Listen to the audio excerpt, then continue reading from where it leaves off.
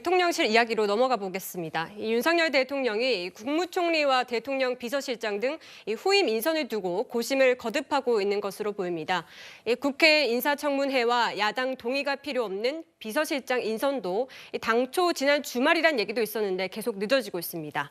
장현주 변호사님, 야당에서 추천해야 된다 이런 얘기도 민주당에서 계속 나왔었는데 지금 계속 늦어지고 있는 이유 뭐라고 보십니까? 글쎄요, 국무총리 같은 경우에는 국회 인준이 필요하기 때문에 야당과의 조율이 필수적인 상황이 돼버렸다라고 할 수밖에 없을 텐데요. 비서실장의 경우는 조금 다른 것 같습니다. 아무래도 비서실장은 대통령이 임명권이 있는 것이고, 그리고 비서실장이라고 한다면 대통령의 국정 철학을 잘 이해하고, 물론 이제 야당과의 협치나 이런 부분들도 중요하겠지만 일단은 대통령의 뜻을 받들 수 있는 사람이어야 될 것이라는 것이 대통령실의 또 의중일 것 같다라는 생각 듭니다. 그렇기 때문에 대통령실의 비서실장과 또 총리의 인선은 조금 구별해서 봐야 될 것 같기는 한데요. 다만 지금 비서실장에 대해서도 아직까지 인선에 대해서 확실한 그림이 나오지 않고 있는 부분은 대통령실의 어떤 인사의 난맥상을 보여주고 있는 것이 아닌가라는 생각이 듭니다. 사실 지난주에 가장 화두가 되었었던 것은 단연 박연선 전 장관의 총리설과 그리고 비서실장으로는 양전철 전 민주연구원장까지 얘기가 나오는 부분이었고요. 그 과정에서 대통령실의 메시지가 관리가 안 되고 혼선이 있는 장면들은 국민들께 그대로 노출이 되면서 과연 대통령실 내부의 어떤 기강이라든지 조직 체계가 제대로 잡혀 있는가에 대한 의구심마저도 지금 꺼내오고 있는 상황입니다. 그렇기 때문에 대통령실로서는 지금 비서실장으로 누구를 임명하고 이런 것도 중요하겠지만 일단 내부적으로 메시지 관리와 그리고 조직 기강이 제대로 되어 있는지를 좀 살펴야 될 것 같고요.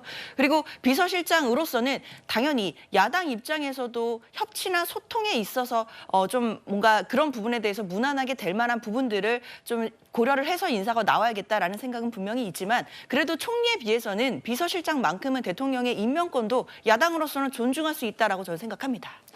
네, 일단 이 취임 2년 만에 여당 참패로 끝난 4월 10일 총선을 계기로 이 윤 대통령과 제1야당 대표의 해동이 전격 이뤄질 것으로 보입니다. 고정우 차장님, 이 자리에서 직접 이재명 대표에게 윤 대통령이 국무총리 인선에 대한 의견을 좀 물어볼 수도 있다 이런 얘기도 나오거든요. 네, 저는 충분히 가능성이 있고 또 가능성뿐만 아니라 그렇게 하셔야 된다고 생각이 듭니다. 왜냐하면 22대 총선에 나타난 그 국민의 뜻은 야당과 협조하라는 것입니다. 특히 민주당과 협조를 잘해서 국정을 이끌라는 뜻이 담겨 있다고 해석할 수 있습니다.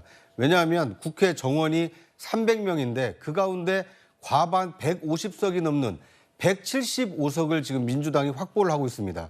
국무총리 그리고 대법원장 이런 국회 인준을 요하는 자리는 민주당의 동의 없이는 인사를 할 수가 없는 상황입니다.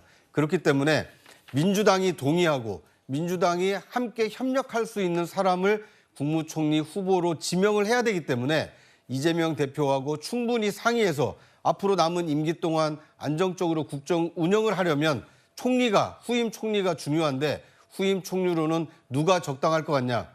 먼저 의견을 묻고 이재명 대표가 몇 사람을 얘기하면 그 의견을 취합해서 인사 검증을 한 다음에 최종 결정을 윤석열 대통령이 하게 된다면 여야 협치의 첫 단추가 꿰지는 것이기 때문에 이번 이재명 대표와 윤석열 대통령의 첫 만남은 그만큼 윤석열 정부 하반기 국정 운영의 순항을 점칠 수 있는 굉장히 중요한 만남이다. 이렇게 볼 수 있을 것 같습니다. 알겠습니다. 강성필 위원장님. 그런데 이 대표가요. 이 박영선 전 장관이 총리 하마평에 오르니까 이 협치를 빙자한 협공이다 이렇게 맹비난을 했었거든요. 이 대표가 좀 생각하고 있는 총리 후보들이 있을까요? 이재명 대표가 그렇게 말했던 거는 첫 번째 이유는 인물이 중요한 게 아니라 왜 야당과 협치를 안 하고 야당하고 협의를 안 하고 마음대로 이렇게 하느냐에 대한 불만인 거죠. 그러니까 그걸 더 한 단계 더 해석을 하면 빨리 만나자 이런 내용입니다. 그런데 대통령께서 이제 만나자고 하셨잖아요. 그래서 다음 주면 만나잖아요. 그러니까 저는 많은 것이 해소될 것 같아요. 그러니까 지금 김부겸 총리 그리고 박영선 전 장관 저는 이런 카드가 모두 살아 있다고 봅니다. 그래서 저는 이재명 대표를 대통령께서 만나시면 저는 두 분 다 성과를 내는 게 중요합니다. 그래서 합의가 어려운 건 얘기 얘기하지 마시고 합의할 수 있는 것들만 좀 빨리빨리 얘기해서 두 분 다 성과를 내면 좋겠다. 그러면 저는 윤석열 대통령께서요. 이재명 대표를 만나서 성과가 나면요. 정치가 재밌을 겁니다. 네. 아, 하나를 내려놓으니까 하나가 생기는구나. 아, 이런 거구나. 그래서 또 자주 만나고 그래서 뭐 추경도 반대하고 있지만 그래 대통령이 내가 좀 양보해서 좀 절반만 해라 할 수도 있고 아, 윤석열 대통령에게 이재명 대표도 여러 가지를 얘기했는데 반은 얻어냈고 그러면 얼마나 서로 좋은 협력이 이루어지겠습니까? 그래서 저는 이재명 대표와 윤석열 대통령께서 만나기만 하시면은 많은 것이 해결될 것이다. 그래서 가장 중요한 것은 빨리 해결할 수 있는 교집합부터 찾아서 얘기하고 너무 많은 걸 얘기하는 건 또 과유불급이다 그렇게 봅니다. 네, 두 사람이 이렇게 1대1 회동을 하는 건 사실상 처음이잖아요. 그래서 저도 기대가 많이 되는데 실제로 기싸움이 대단할 것이다 이런 얘기도 있거든요. 그래서 특검법 얘기는 안 꺼내겠다는 겁니까? 저는 전략적으로 특검법 얘기를 안 꺼내는 게 좋다고 봅니다. 그러니까 대통령한테 특검 하겠습니다. 협조해 주세요. 그러면 대통령께서 예 하십시오 하겠습니까? 그러면 더 이상 둘 다 할 말이 없잖아요. 그렇기 때문에 제가 앞서서 말씀드렸던 것처럼 둘이 합의할 수 있는 교집합부터 빨리빨리 얘기하는 거 저는 그 첫 단추가 총리 인선이라고 봅니다. 그러니까 네. 윤석열 대통령도 아니 야당의 인사를 우리가 하면은 야당하고 대화도 더 잘 통하고 좋지 않겠습니까? 라고 하면 이재명 대표도 앞서 말했듯이 인물이 중요한 게 아니라 이 절차를 두고 사실 불만이 있었던 거기 때문에 아, 예, 저희가 검토해 보겠습니다라고 둘이 한 단계 한 단계 점진해 나갈 수 있기 때문에 저는 그렇게 할 수 있는 얘기부터 빨리빨리 해 나가는 것이 좋다. 그리고 특검법은 나중에 실무적으로 하고 이건 합의가 되지 않는 거면 어쩔 수 없는 겁니다. 그리고 네. 이것은 민주당 혼자서 추진하는 게 아니라 야6당이 함께 하는 거기 때문에 이재명 혼자서 결정할 수 있는 문제도 아니다 이렇게 말씀드리겠습니다. 네, 이 총리 인선 외에도 어떤 의제들이 테이블에 오를지 관심인데요. 먼저 듣고 오시죠. 무분별한 현금 지원과 포퓰리즘은 나라의 미래를 망치는 것입니다. 이것은 우리 미래에 비추어 보면 마약과 같은 것입니다. 전 국민 25만 원 재난지원금 문제. 조금 전에 아마 발표 지금 했을 텐데 제가 윤석열 대통령이 전화를 하셔서 잠깐 통화를 했어요. 통화를 했고 한번 보자고 만나자고 할 텐데 그때 뭐 얘기들 좀 나누면 될 것 같고. 네, 그러니까 지금 이재명 대표가요, 고정 차장님, 네. 전 국민 25만 원 재난지원금 문제, 총선 때 약속했던 이 민생 정책을 윤 대통령에게 제안할 것이다 이런 관측이 나오고 있는 상황에서 네. 이미 두 사람 간의 의견차가 감지가 됐거든요. 네. 이번 영수회담에서 합의가 이뤄질 수 있을까요? 불 및 조율을 어떻게 하느냐에 따라서 충분히 합의 가능성도 있다고 보여집니다. 윤석열 대통령이 지금 포퓰리즘이라고 이 비판했던 대목은 무분별한 지원 아니었습니까? 그러면 무분별한 것과 분별이 있는 것을 구분해내면 됩니다.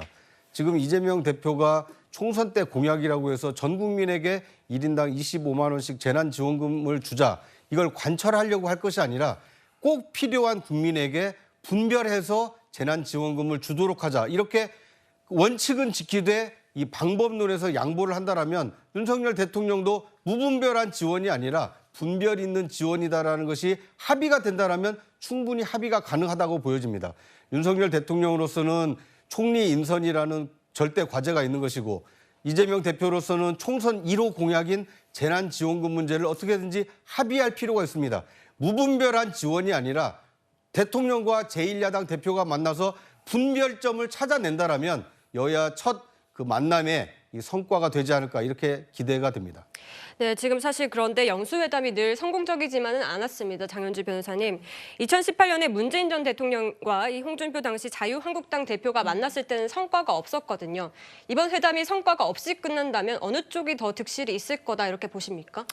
글쎄요, 저는 국민의 한 사람으로서 당연히 좀 성과가 있기를 바라는 사람이긴 한데요. 그렇다 하더라도 저는 일단 만남 자체가 일단 그래도 절반의 성공이다라는 생각은 합니다.